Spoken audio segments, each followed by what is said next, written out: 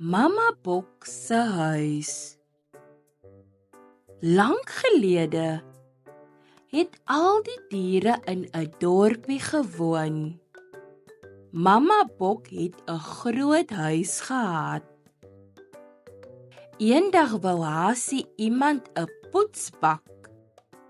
Hy het gedink en gedink en gedink. Hy het by Mama Bok se huis ingesluip. Hy het die deur toegemaak en vreeslik begin raas. Mama Bok het by die huis gekom. "Wie is in my huis?" het sy geroep. "Hyena! Help asseblief! Iemand is in my huis." Ping! Kling! Klop, klop, klop. "Maak die deur oop," het Hyena geskreeu. Maar die deur het toegebly. Dwar, klang. Hyena het vir Kameelperd geroep. "Maak die deur oop," het Kameelperd geskree. Toef, taf.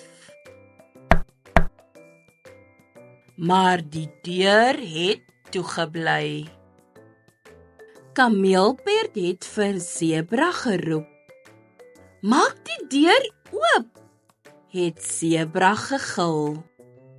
Maar die deur het toegebly. Dwar, bam. Sebra het vir Olifant geroep. Hy was groot en sterk. "Maak die deur oop," het Olifant gebulder. Maar die deur het toegebly. Bam, bam, bam. Mama Bok was hartseer. Al die diere was hartseer. Wie was in Mama Bok se huis? Die voeltjies het gesing. Die skoenlappers het gefladder. Die buie het gezoem. "Maak die deur oop," het hulle almal geroep. Baba Bok het huis toe gekom. "Wie is in ons huis?"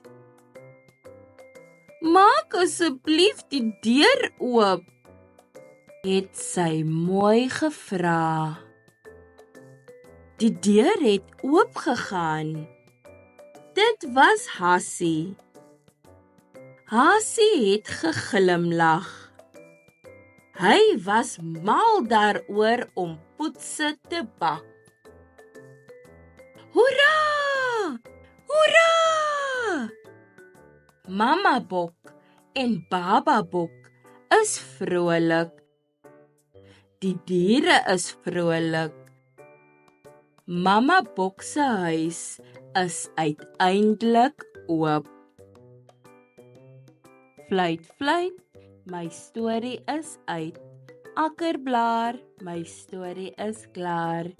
Totsiens maatjies.